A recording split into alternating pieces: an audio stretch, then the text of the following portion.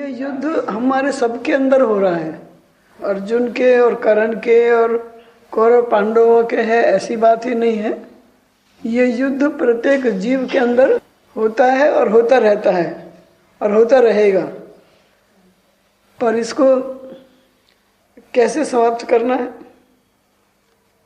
अगर हम स्वयं शांत रहना चाहते हैं, शांति चाहते हैं, तो मैं समझता हूँ कि दूसरे में दोष देखना बंद कर दो और अपने देखो।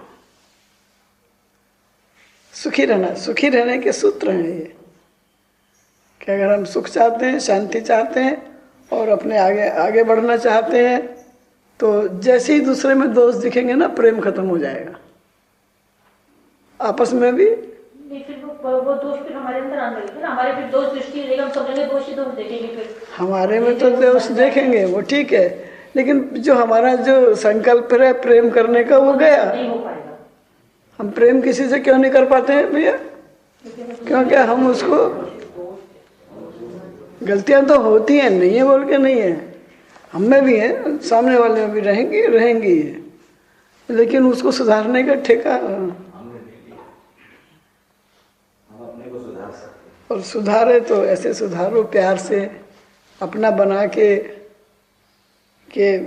वो भी याद रखे और क्षमा कर देना। ये जो हमारे सूत्र है ना, ये उसके अंतर्गत हैं। अगर हम युद्ध नहीं चाहते हैं, महाभारत नहीं चाहते हैं भीतर और बाहर, तो जो हमारे संकल्प जो कि अभी हमने अब तक लिए हैं, उन्हीं में पूरा महाभारत आ जाएगी। शब्द संभाल कर बोलिए। महाभारत से बचने के लिए ये है, महाभारत से अभी हम लोगों ने ये संकल्प लिया हुआ है ना कि शब्द संभाल कर बोलिए। शब्द के अब उनको थोड़ा याद भी करते जाओ। महाभारत शब्द से ही हुई है। शब्द आदमी जब बोलता है, जब बोर आ जाता है, तो उसको होश नहीं रहता है, अपने को कुछ है नहीं, वो समझ लेता है कि मैं कौन हूँ। अपने आप को बहुत ज़्यादा समझ लेता है और मर्यादा को खत्म कर देता है। हमेशा मर्यादा में रहना चाहिए। छोटों से भी कैसे बोलना है, ये मर्यादा है, और अपने से बड़ों से कैसे बोलना है, ये मर्यादा है। जब हम मर्यादा से बाहर हो जाते हैं, आपस से बाहर हो जाते हैं और अपने आप को सब कुछ समझते हैं और हम ही अच्छे दिखाई देते हैं, दूसरे सब खराब है, ऐसा जब हम निश्चय कर लेते हैं अपने में, हमारे जैसा कोई है ही नहीं दुनिया में, तो सब खराब है। पर खराब जब देखन मैं चला तो मुझसे बुरा न कोई, बुरा जब देखन मैं चली तो मुझसे बुरा न कोई। तो महाभारत अगर खत्म करनी है, महाभारत अगर नहीं करना चाहते हो, शांति चाहते हो और परमात्मा में मिलना चाहते हो, तो ये उसके इनको दोहराते रहना चाहिए। अगर अभी यहाँ पर क्या हुआ है, महाभारत में किसी ने भी क्षमा नहीं किया है। सबने तपस्या की है तो दूसरे को हराने के लिए की है। सबने आशीर्वाद भी ऐसे मांगे कि ये कैसे खराब हो जाए इसको, और उसके सुनते ही नहीं। भगवान शंकर भी आके आशीर्वाद दे के चले गए कि अर्जुन से नहीं जीत सकोगे, जीतेगा तो यही। अब नहीं सुनाई दे रहा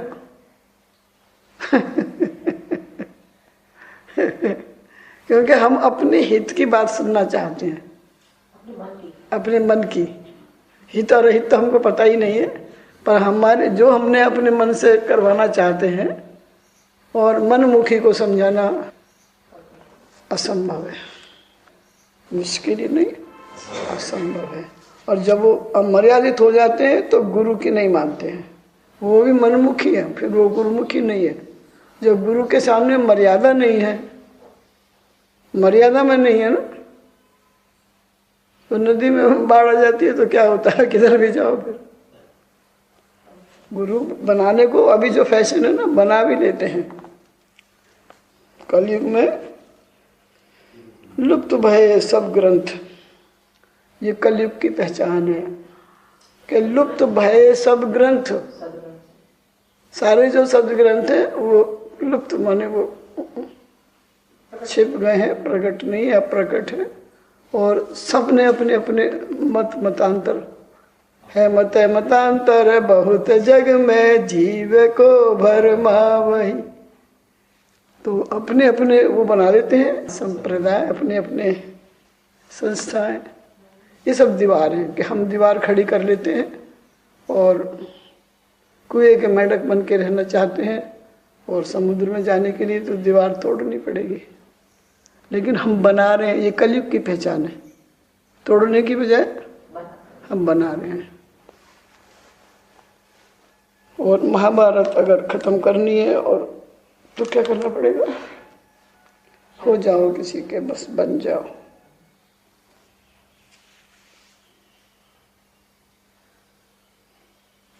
प्रथम अर्जुन अपने मन का भाव यूं प्रकट करता है कि हे भगवान, वेद वेदांत की वाणियों द्वारा तुम जाने जाते हो, विवेकी इन्हीं वचनों द्वारा तुमको जानते हैं।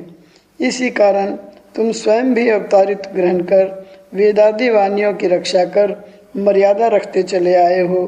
तीन वाणियों को यदि मैं उल्लंघन कर दूं अथवा उपेक्षा कर दूं, न मानूं, उनके प्रतिकूल चलूं, तो तुम जो इस समय न जाने किस मेरे पूर्व पुण्य के उदय होने से मेरे सारथी बने हुए मेरे समीप उपस्थित हो, शीघ्र मुझे त्याग मुझसे विलग हो जाओगे। फिर मैं तुमको कहाँ पाऊंगा? इस कारण हे गोविंद, मैं तो कदापि तुम्हारे वेद वाणियों का उल्लंघन नहीं करूंगा। यदि कहो कि तू मेरी कौन कौन सी वाणियों का उल्लंघन करता है तो सुनो, तुम्हारे वचन है कि मैं मातृदेवो भवः, पितृदेवो भवः, आचार्य देवो भवः, अर्थात माता पिता और गुरुओं को ही अपना इष्ट देव जानकर उनकी पूजा सेवा और शुश्रूषा किया कर। इन आज्ञाओं को ना मानकर हे गोपाल, यदि मैं इन अपने माता पिता और आचार्यों को अथवा इनके संबंधियों को मारकर घोर पापी बन जाऊं, तो तुम मुझे क्या सदा के लिए परित्याग नहीं कर दोगे?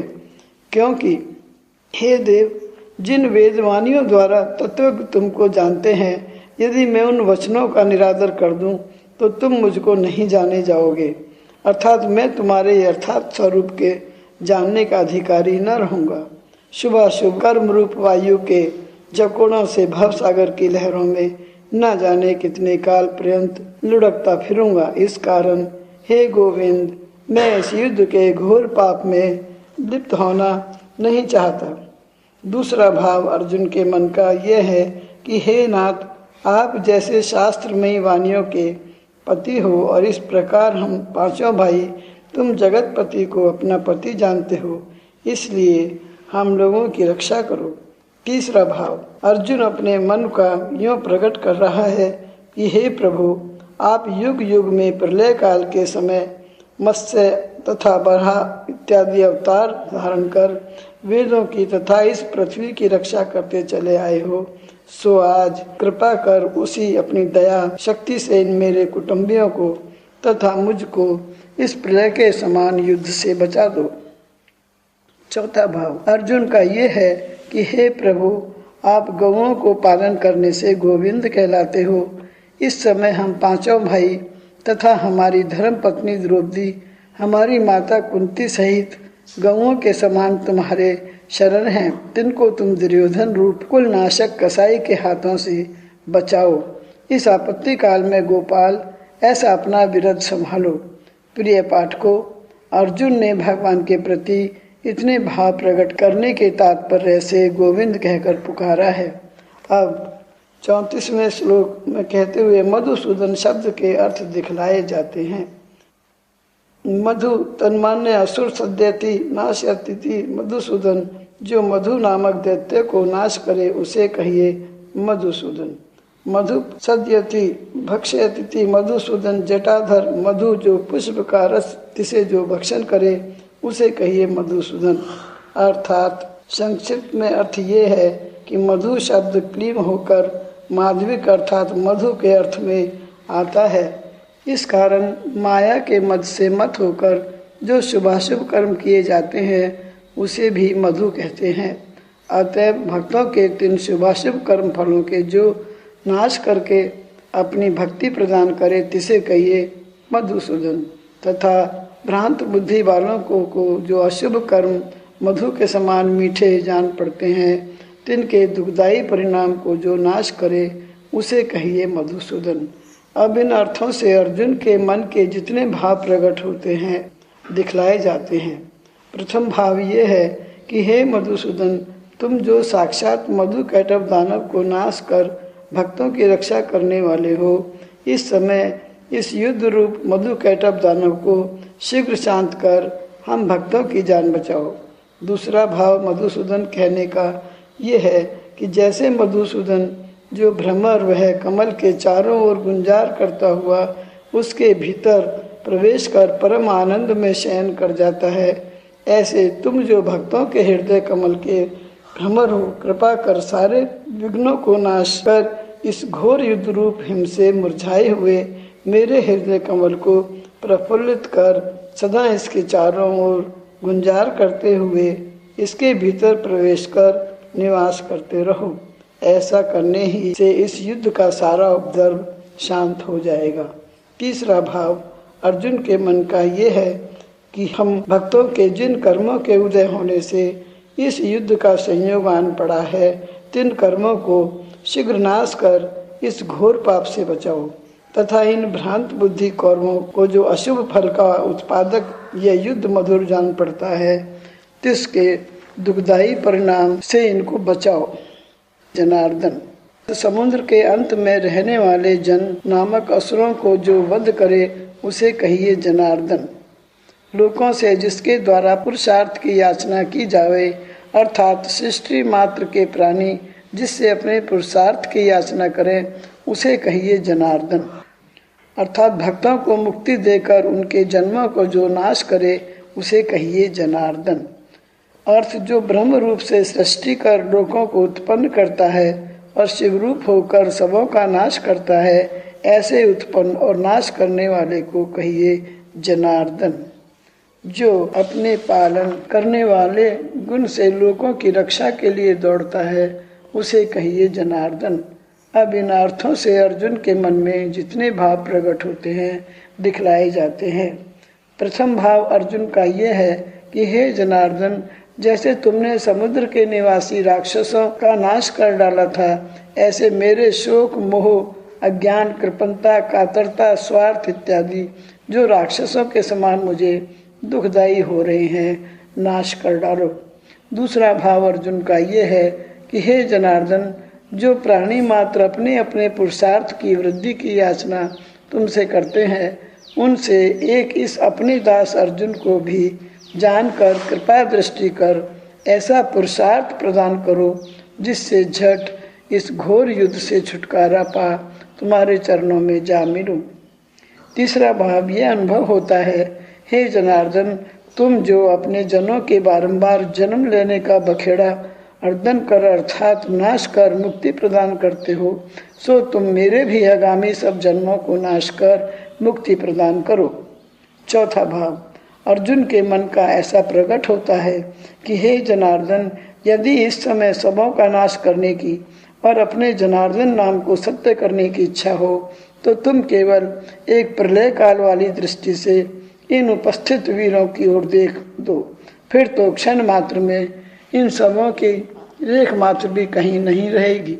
यदि इसी तात्पर्य से तुमने इस युद्ध को निमित्त मात्र कर रखा हो तो फिर विलंब क्या है, झट इनका संहार कर पृथ्वी का बोझ उतार दो। पर हे प्रभु, मैं तो अब इस युद्ध में एक छोटी सी पिपीलिका पर भी हाथ न छोड़ूंगा। तुम मुझे तो छुटकारा दो और तुम जैसे चाहो वैसा सबों का संहार कर डालो, यही मेरी प्रार्थना है। यदि कहो कि तू अपना राज्य लौटाने के लिए स्वार्थवश यह लड़ने आया है, मैं इनको संहार कर तेरा पाप अपने सिर पर क्यों लूं? तो हे भगवान, तुम तो उत्पन्न और संहार करने के कारण ही जनार्दन कहलाते हो। तुमको मार डालने का पाप लग ही नहीं सकता, क्योंकि इन मरे हुओं को फिर जिला देने की शक्ति भी तो तुम ही में है। जिलाने की शक्ति वाले को मारने का पाप कैसा? पांचवा भाव अर्जुन का यह है कि हे भगवान, तुम जो जनों के दुख को नाश करने के लिए उनके निकट अर्दन करते हो अर्थात झट पहुंच जाते हो, जैसे द्रौपदी के चीरहरण के समय झट उसके समीप पहुंच उसकी रक्षा की, उसी प्रकार इस समय मेरी भी रक्षा करो। एवं प्रकार जनार्दन कहकर अर्जुन ने अपने मन के सारे भाव प्रकट कर दिए और कहा कि हे जनार्दन, इन धृतराष्ट्र के पुत्रों को मारकर हम लोगों को क्या प्रसन्नता होगी? कुछ भी नहीं। इस कारण मैं इनको वध करना नहीं चाहता।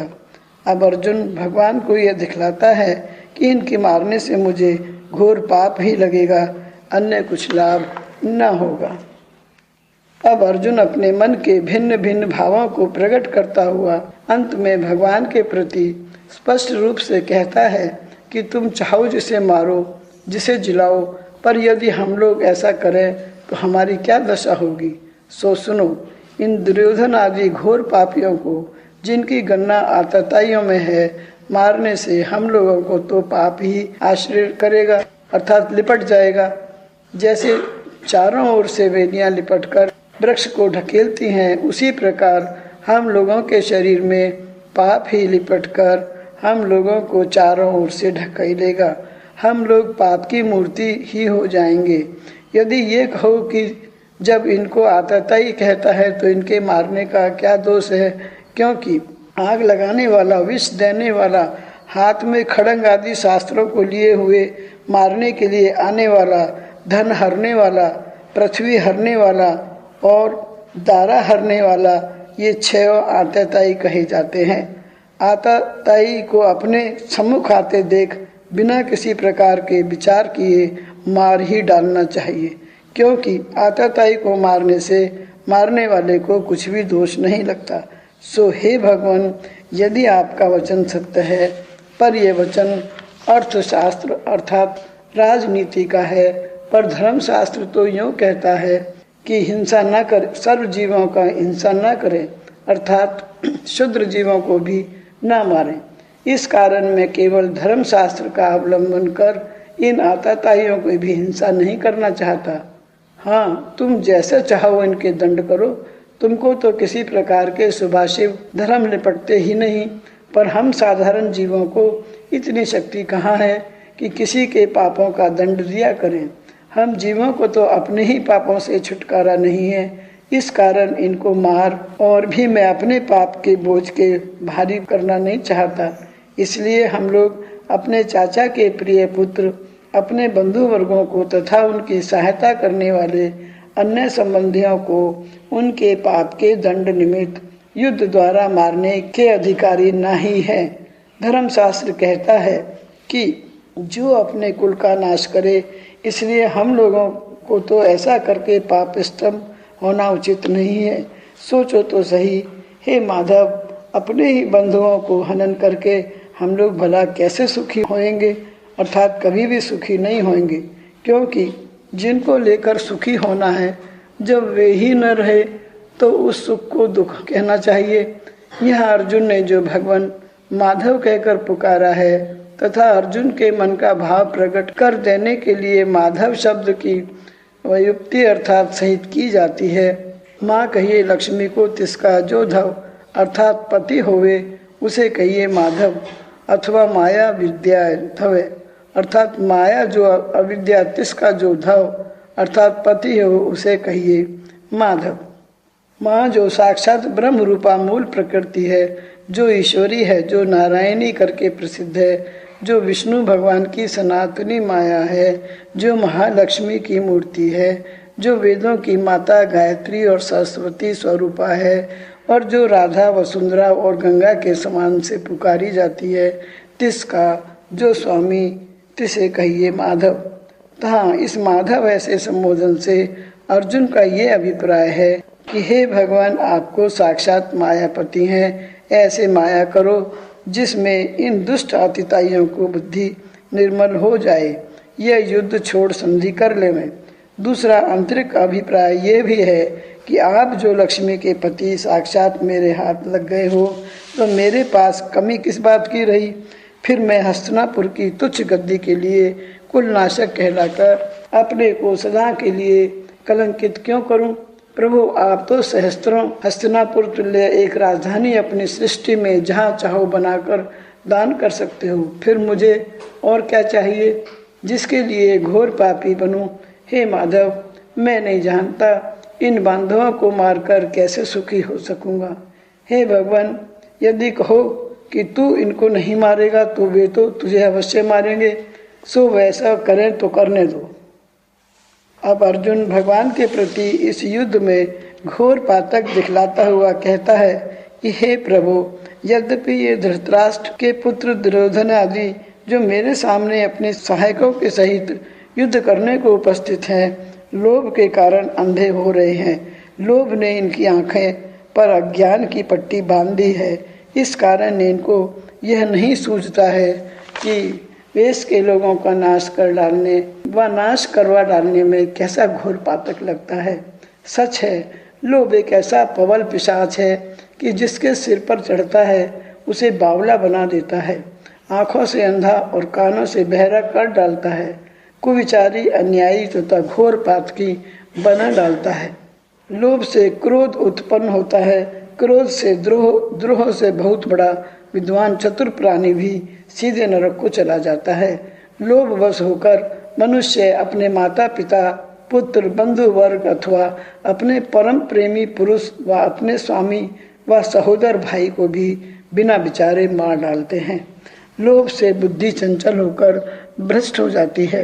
सो लोभ तृष्णा को उत्पन्न करता है। इस तृष्णा से ग्रस्त मनुष्य लोक और परलोक दोनों में दुख पाते हैं। अर्जुन कहता है कि हे भगवान, ये दुर्योधन आदि लोभ से अंधे होने के कारण क्या नहीं देखते? सो सुनो, कुल के नाश होने से क्या पातक लगता है, कुल की मर्यादा किस प्रकार नष्ट हो जाती है, कुल में क्या क्या विक्षेप विकार उत्पन्न हो जाते हैं और कुल में किस प्रकार का कलंक लगता है, सो ये अंधे नहीं देखते। भला कुल के नष्ट होने से तो अनगणित पाप उत्पन्न होते हैं, पर हे नाथ, अधिक क्या कहूँ, इन दुर्बुद्धियों की आंखें ऐसी मूंद रही है कि ये संसार में प्रसिद्ध मित्रद्रोह के पातक को भी नहीं देखते।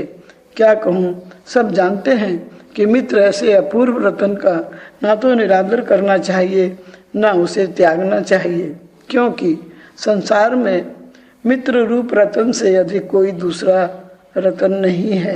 अन्य जितने रत्न हैं सब जड़ हैं, पर ये चैतन्य मित्र तो समय पड़ने पर अपने मित्र के पसीने के स्थान में अपना रुधिर गिराने को तैयार रहते हैं। इस मित्र रूप रतन के विषय यूँ कहा है, शोक और शत्रुओं के भय से रक्षा करने वाला, प्रीति और विश्वास का पात्र जो मित्र है, ऐसे दो अक्षर वाले रतन को न जाने किसने रचा, जो मित्र अपने मित्र को पाप करने से रोके, हित की बात उपदेश करे, उसकी गुप्त बातों को छिपावे, गुणों को प्रकट करे, आपत्ति काल में साथ न छोड़े और समय पड़ने पर यथाशक्ति द्रव्य इत्यादि द्वारा सहायता करे, उसे संतों ने उत्तम मित्रों के लक्षण युक्त कहा है। प्रिय पाठकों, महाराज भर्तृहरि ने उत्तम मित्रता के विषय न्यो दृष्टांत दिया है। दूध में जब जल मिल गया, अर्थात जल ने जब दूध से मित्रता की, तब उस दूध ने अपने सद्गुण और रूप अपने मित्र जल को दे दिए। तब जल ने भी अपने मित्र दूध को अग्नि का ताप सहते देख अपने को अग्नि में हवन कर दिया। तब दूध ने भी अपने मित्र जल को आग में पड़ते देख अग्नि में पड़ना चाहा, किंतु जल के छींटे पाकर अर्थात अपने मित्र को अपने पास आया हुआ जान शांत हो गया। भर्तृहरि कहते हैं कि उस पुरुष से अधिक कोई दूसरा पुण्यवान इस संसार में नहीं है, जिसको सदा मित्र के साथ परस्पर प्रेम भरे वचनों से बातचीत करने का सौभाग्य लाभ होता है। प्रिय पाठकों, इसी लौकिक मित्रता के अभ्यास से उस मुरली वाले मित्र से अलौकिक मित्रता लगती है। मुख्य अभिप्राय ये है कि मित्र से जो द्रोह करे उसे मित्र द्रोह का घोर पातक प्रथम इसी लोक में दरिद्र बनाकर कुष्ठ रोग से पीड़ित करता है, पश्चात परलोक में नरक की आग में खोर खोर कर डालता है। अर्जुन कहता है कि हे भगवान, ऐसे मित्रद्रोह में क्या पाप है, सो भी इन अंधों को नहीं सूझता। ये तो राज्य के लोभ से अपने मित्रों को हनन करना चाहते हैं। पर हे सर्वज्ञ सर्वसाक्षिण, ऐसे कुल के नाश कर डालने का पाप तथा मित्रों से द्रोह करने के पातक हम लोगों के द्वारा क्यों नहीं विचार करने योग्य हैं। अर्थात इन घोर पातकों को हम लोग आँख वाले होकर नहीं देखेंगे तो कौन देखेगा। अभिप्राय यह है कि इस युद्ध में इस प्रकार के पातकों का डर है, इस कारण युद्ध छोड़कर चले जाना उचित जान पड़ता है। क्योंकि हे जनार्दन, हम लोगों को तो कुल के नाश करने का पाप प्रत्यक्ष दिख रहा है, इसलिए हम देखने वालों से इसकी निवृत्ति क्यों न की जावे। अर्थात वे नहीं देखते पर हम तो देख रहे हैं कि कुल के क्षय करने का पाप हमारी दृष्टि के सामने बड़े भयंकर रूप से हमको ग्रसने के लिए खड़ा है। जैसे बकरियों को निगल जाने के लिए व्याघ्र मुंह फैलाकर दौड़ता है, ऐसे ये पातक हमको निगल जाने के लिए हमारी ओर दौड़ा चला आता है। हे शरणागत वत्सल, इस पातक को देखते हुए इसकी निवृत्ति का तो अवश्य उपाय करना चाहिए। बुद्धिमान सदा इस प्रकार के पातक को अपने सम्मुख उपस्थित होते देख इसके दूर करने का उपाय करता चला आता है। हे भगवान, उदाहरण के लिए मैं अधिक कहाँ ढूंढूं। तुम जगत पिता के पिता श्री वासुदेव ने तुम्हारे मामा कंस के द्वारा माता देवकी की हत्या को उपस्थित देख उसके दूर करने का कैसा उत्तम यत्न किया, सो जगत में प्रसिद्ध है। तहाँ सुखदेव जी ने कहा है कि बुद्धिमान को चाहिए कि जब मृत्यु को अपने सम्मुख उपस्थित देखे तब उस समय उसकी बुद्धि का बल जहाँ तक उदय हो उस मृत्यु के दूर करने का यत्न करे। यदि उसकी निवृत्ति न हो सके तो उस बुद्धिमान का कुछ अपराध नहीं समझा जाता है। अब अर्जुन कुल के नष्ट होने का दोष स्पष्ट रूप से अगले श्लोक में वर्णन करता है। पहले जो कथन किया कि इस युद्ध से कुल का नाश और कुल के नाश से पातकों की वृद्धि होती है, उसे अब स्पष्ट रूप से दिखलाता हुआ अर्जुन श्री सच्चिदानंद आनंद घन कृष्णचंद्र के प्रति कहता है कि कुल के नाश होने से उस कुल में जितने प्रकार के धर्म चिरकाल से चले आते हैं सबके सब एक बारगी नष्ट हो जाते हैं। तहाँ उत्तम कुल के कौन कौन विशेष धर्म है, पाठकों के बोधार्थ यहाँ वर्णन कर दिए जाते हैं। आचार, विनय, विद्या, प्रतिष्ठा, तीर्थ दर्शन, निष्ठा, वृत्ति, तप, दान, ये ही उत्तम कुल के 9 लक्षण हैं। अब इन 9 का संक्षिप्त वर्णन किया जाता है। करो आचार। इस आचार से सदाचार का तात्पर्य है। तहाँ अर्थ भृगुवंशी और वे ऋषि सुकेशी नाम राक्षस से कहते हैं कि हे सुकेशन, यह जो सदाचार रूप वृक्ष है किसका मूल धर्म है। धन, संपत्ति, शाखा, कामनाओं की पूर्ति, पुष्प और मोक्ष इसका फल है। हे सुकेशन, जो इसको देख सेवता है वही पुण्यात्मा है। अब इस आचार का रूप वर्णन किया जाता है। ऋषियों के वेद पाठ से, देवताओं का हवन से, पितरों का श्राद्ध से, सब जीव मात्र को अन्न से याजन कर प्रसन्न करे। कोई नरेश, विष्णु, शिव, अग्नि और इंद्र के पूजन किए बिना तथा दान दिए बिना भोजन ना करे। मद के लिए किसी मादक वस्तु का भोजन ना करे तथा अष्टमी को मांस भोजन तथा मैथुन ना करे। कोई गृहस्थ बिना किसी कार्य के इधर उधर ना फिरा करे। वृथा दान ना देवे। वृथा अथवा निष्प्रयोजन किसी भी जीव को ना मारे। वृथा स्त्री का ग्रहण ना करे। स्त्री को नंगी ना देखे। नंगा होकर स्नान ना करे तथा नंगा ना सोवे।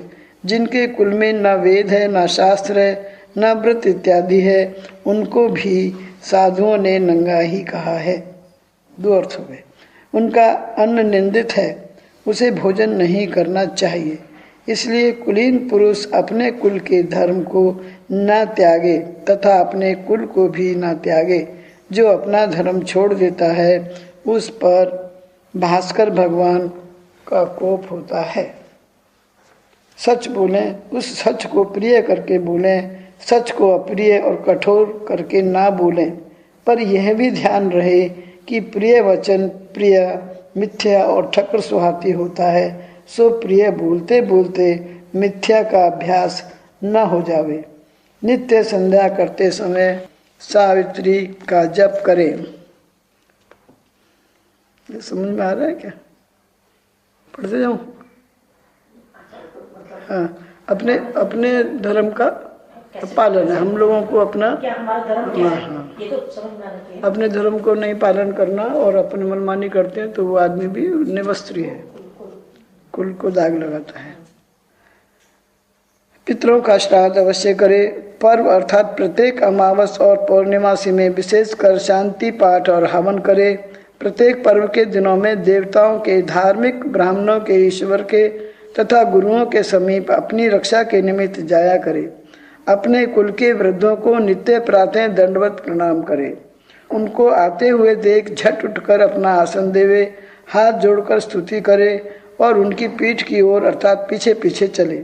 जिस कर्म के करने से अपना अंतःकरण संतुष्ट और प्रसन्न होवे तथा ऐसा विचार में आवे कि आज मैंने ये कर्म उत्तम किया, उस कर्म को उत्तम जाने और अवश्य करे, पर जो इससे प्रतिकूल हो उसे त्याग देवे। आचार्य को, उपदेष्टा को, पिता को, माता को, गुरु को, ब्राह्मण को, गौ को तथा तपस्वियों को ना बधे। नास्तिकता, वेद निंदा, देवताओं का दूषण देना, द्वेष, दंभ, पाखंड, मान, क्रोध और कड़वापन को एक बारगी त्याग देवे। पुत्र और शिष्य को छोड़ किसी अन्य पर दंड प्रहार न करे और न मारने दौड़े, पर पुत्र और शिष्य को भी केवल शिक्षा निमित्त ताड़ना करे। जो पुरुष अधार्मिक हैं, जो झूठ बोलकर धनोपार्जन करता है और जो सदा हिंसा में रत रहता है, उसको शारीरिक और आत्मिक किसी प्रकार का सुख प्राप्त नहीं हो सकता। ऋत्विज, पुरोहित, आचार्य, मामा, अतिथि, वैद्य अपनी जाति संबंधी बंधुवर्ग, पिता, काका, भंगनी, भ्राता, पुत्र, स्त्री, कन्या और अपने दासों से विवाद कभी ना करे। उत्तम कुल का दूसरा लक्षण विनय। विनय का मुख्य कारण जितेंद्रित्व है, अर्थात अपनी इंद्रियों को वशीभूत रखने से आप प्राणियों में विनय प्राप्त होता है। इस विनय से उत्तम गुणों की वृद्धि प्राप्त होती है। उत्तम गुणों की वृद्धि से जन समूह के हृदय में प्यारा हो जाता है, अर्थात जनानुराग उत्पन्न होता है। इस जनानुराग से नाना प्रकार की संपत्तियां प्रकट होती हैं। विनीतात्मा पुरुष वृद्धों का तथा वेद जानने वाले पवित्र ब्राह्मणों को सदा सेवन कर उनसे विनय की शिक्षा लिया करे, क्योंकि विनय की पूर्ण प्राप्ति हो जाने से संपूर्ण पृथ्वी को वश कर सकता है, इसमें तनिक भी संदेह नहीं है। बहुतेरे राजा विनय से रहित होने के कारण अपने परिवार सहित नष्ट हो चुके हैं, पर बहुतेरे वनवासियों ने भी विनय के कारण राज्य प्राप्त कर लिया है। उत्तम कुल का तीसरा लक्षण विद्या। इस पर अधिक कहने की आवश्यकता नहीं है। विद्वान की स्तुति सर्वशास्त्रों में की गई है। महाराज अशुपति, जयवली, जनक इत्यादि नरेश होने पर भी इस विद्या द्वारा संसार में महापुरुष होकर विख्यात हुए हैं, जिनके नाम उपनिषदों में आज तक चले आ रहे हैं। जो उत्तम कुल के साधारण गृहस्थ तथा नरेश हैं, वे अवश्य इन विद्याओं की प्राप्ति बचपन में ही कर लेते हैं। परंपरा से विद्या उनके कुल में चली आती है। उत्तम कुल और नीच कुल की यही पहचान है। फिर कहते हैं कि विद्या कुरूपों के लिए एक सुंदर रूप है। विद्या छिपा हुआ धन है। विद्या साधु जनों की परम प्यारी है। विद्या भूतात्मा को पवित्र करने वाली है। विद्या गुरुओं में भी गुरु है। विद्या कुटुंबियों के दुखों को नाश करने वाली है। विद्या परम देवता है तथा विद्या ही भोग के पदार्थ, यश और कुल की उन्नति करने वाली है। इस कारण जो विद्या से हीन है उसे पशु जानना चाहिए। उत्तम कुल का चौथा लक्षण प्रतिष्ठा प्राप्त होती है। जिस कुल में किसी प्रकार की प्रतिष्ठा नहीं है, उसकी गणना नीच कुल में की जाती है। क्योंकि प्रतिष्ठाहीन का आदर किसी सभा में नहीं हो सकता। यदि कोई राजा प्रतिष्ठाहीन हो जावे तो किसी भी राजमंडली में आदर पूर्वक आसन नहीं पा सकता। जो राजा बनियों के समान प्रजा को कष्ट देकर कपट व्यवहार से धन को खींचता है और अपनी प्रजा से भी प्रतिष्ठा पाने योग्य नहीं होता, प्रतिष्ठितों के लिए अकीर्ति से मर जाना श्रेष्ठ है। उत्तम कुल का 5वां लक्षण तीर्थ दर्शन। समय समय पर पुण्य स्थानों का दर्शन करना उत्तम कुल के गृहस्थ तथा नरेशों में आज तक आ रहा है। बहुतेरे उत्तम कुल वाले जो नीचों की संगति से धर्मच्युत हो गए हैं, तीर्थ दर्शन की ओर एक बार की रुचि नहीं रखते।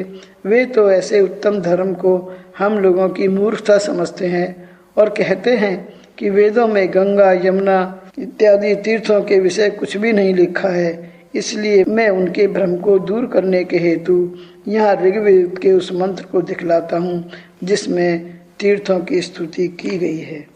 तीर्थ दर्शन की महिमा छिपी हुई नहीं है। श्री कृष्ण बलदेव जी ने वर्षों तीर्थाटन में समय बिता तीर्थों की महिमा पुष्ट कर दी है। अग्नि होम इत्यादि यज्ञों से तथा इत्यादि कर्मों से अधिक दान देने से प्राणी ऐसा फल नहीं पाता जैसा तीर्थ गमन से। जो धीर श्रद्धावान होकर अर्थात तीर्थ गमन के दुख सहने में दृढ़ और एकाग्रचित्त होकर तीर्थों का स्मरण करता है, वह सब पापों से छूट जाता है। फिर जो कोई पुण्यात्मा तीर्थ करे तो उसका कहना ही क्या है। जो तीर्थ करने वाला है वह त्रियोनि अर्थात पशु पक्षी की योनियों को नहीं प्राप्त होता, ना मगर इत्यादि कुदेश में उत्पन्न होता है, दुखी कभी नहीं होता, स्वर्ग का भागी होता है तथा तीर्थाटन करते करते मोक्ष के उपायों को जान जाता है। कर्म भूमियन, कर्मों के अनुसार ही हमारा जो जगह, हमारा जन्म मरण, ये एक लेवल के लिए है। जो इसको प्राप्त कर चुका है उसका एक लेवल और होता है। साधारण जीव के लिए ये करनीय है। तीर्थों में महात्माओं और सिद्ध पुरुषों का दर्शन होता है जिनसे ज्ञान की प्राप्ति होती है, हरि चरणों की भक्ति मिलती है। वहाँ के जल और वायु के स्पर्श से शरीर शुद्ध होता है। यदि इंद्रियों को निग्रह किए हुए तीर्थों का सेवन उचित रीति से करें तो कठिन रोगों से भी मुक्त हो जाता है। जो प्राणी तीर्थ यात्रा करे उसको चाहिए कि एक दिन पहले अपने घर में संयम के साथ रहकर उपवास करके पवित्र होकर तथा काम क्रोध प्रमादों से रहित होकर नम्रता पूर्वक पूर्ण भक्ति से श्री गणेश जी का पूजन कर ले और देवता पितर ब्राह्मण और साधुओं को अपनी वितना अनुसार पूजन और दान से प्रसन्न करता हुआ यात्रा करे। फिर तीर्थ से लौट आने पर इसी प्रकार देव पूजन, श्राद्ध, तर्पण और ब्राह्मणों का पूजन करे। ऐसा करने से तीर्थ का संपूर्ण फल ज्यों का त्यों प्राप्त होता है, इसमें संदेह नहीं है। तीर्थ करके आते थे तो करते थे, भंडारा वगैरह करते थे, दान करते थे। अब हमने उसको तीर्थ को तीर्थ नहीं माना ना, अभी हमने पिकनिक प्लेस बना लिया है। अब तो एंजॉय करने जाते हैं। अब रास्ते खुल गए हैं, जेब में पैसा भी है और जाना किसी को नहीं, अपने ऊपर ही खर्चा करना है। अभी उस पे ही हम अपना हम ये कर दिया, हम वो कर दिया। हम किसको बोल रहे हो, किसके लिए किया आपने? नहीं, वो वहाँ बहुत कुछ जो नहीं करना चाहिए था वहीं वो करके आते हैं और जब चाहिए जब चले जाते हैं। पहले कुछ नियम थे, मुसलमानों में तो अभी भी हैं, उतने कड़े नियम हैं कि तीर्थ करने के लिए, उनके हज करने के लिए हर एक नहीं जा सकता है। हज करने के लिए पहले वो फैमिली को देखते हैं कि फैमिली में माँ बाप हैं तो बस घर में ही हज बैठा है, उनकी सेवा करो। लेकिन वो हमारे गुरुजी बोलते थे ना कि तू तो बिल्ली को निकालने गई थी और ऊँट को सागे ले आई, मैं तो चारों धाम कर आई, तुम गए क्या? और चारों धाम कैसे करके आए वो भी नहीं मालूम है। मुसलमानों का ये नियम है कि अगर बच्चे शादी के लायक हैं, माँ बाप हैं, तो आपको जाना ही नहीं है हज के लिए। तो और समझो जाना भी है कोई कारण से तो उनका उतना पैसा आप निकाल के रखो, बच्चों की शादी का, बच्चों की पढ़ाई का और माँ बाप के लिए और उनसे परमिशन लो जब आप जाओगे, नहीं तो नहीं। आज भी वो उस नियम को ज़्यादातर लोग फॉलो करते हैं, पर हम लोगों में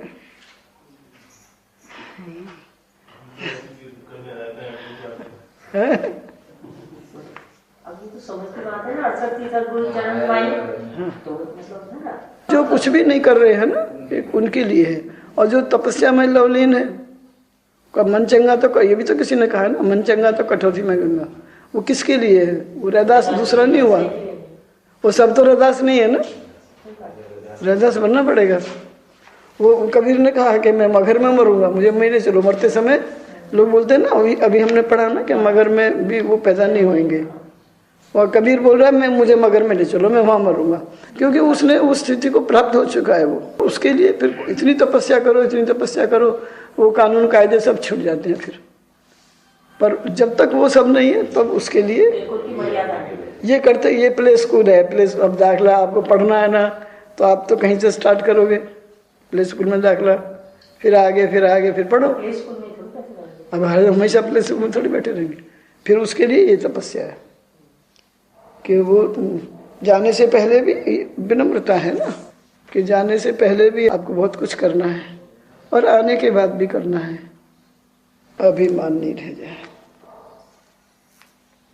फिर तीर्थ से लौट आने पर इस प्रकार देव पूजन, श्राद्ध, तर्पण और ब्राह्मणों का पूजन करे।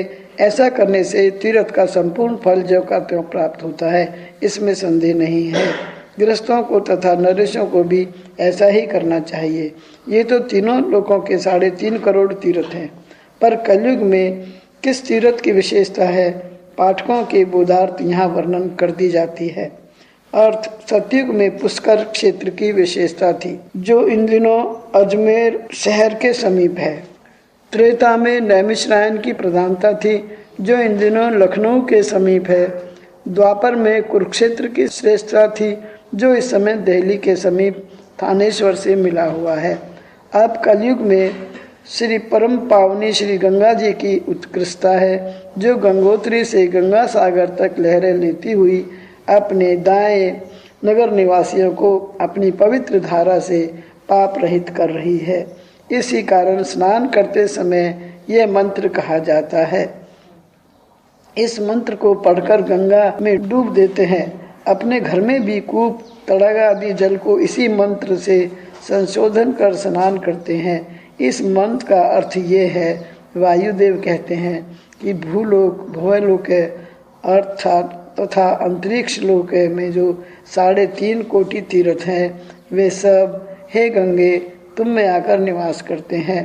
तात्पर्य ये है कि हम कली निवासियों को केवल गंगा सेवन करने से सब तीर्थों का फल प्राप्त होते हैं। फिर जो तीर्थ गंगा के तट पर है, उनका कहना ही क्या है। मुख्य अभिप्राय ये है कि जो उत्तम कुल है, उसमें यह तीर्थ दर्शन अब तक प्रचलित है। बोलो सद्गुरु भगवान की जय, बोलो गंगा मैया की जय। सब तीर्थों में एक तीर्थ बता दिया, गंगा मैया। बोलो सद्गुरु भगवान की जय। चलिए जी, हमको दोष नहीं देखना है, कलयुग के भी नहीं देखना है। कलयुग में कितने अच्छी बात है कि कलयुग केवल नाम आधारा। कलयुग में जो इतनी तपस्या कर करके दूसरे युगों में हमको करना पड़ रहा था, और कलयुग का प्रताप है कि इसमें भगवान कितने सहज है। जब चाहिए जब पालो, और कुछ करना भी नहीं है, आँख नाक बंद करके बैठना नहीं है, कुछ करना नहीं है, केवल नाम आधारा। केवल भगवान का नाम लेने से कलयुग में कितना बढ़िया है। देखो है, मतलब इसमें दोष नहीं देखना, नहीं सही है वो बात। वही बोलती है तो सही है। मैं नहीं बोलता हूँ, बोलने वाला कोई और ही है। हमारे तुलसीदास जी ने साफ बोल दिया, कलयुग केवल नाम आधारा।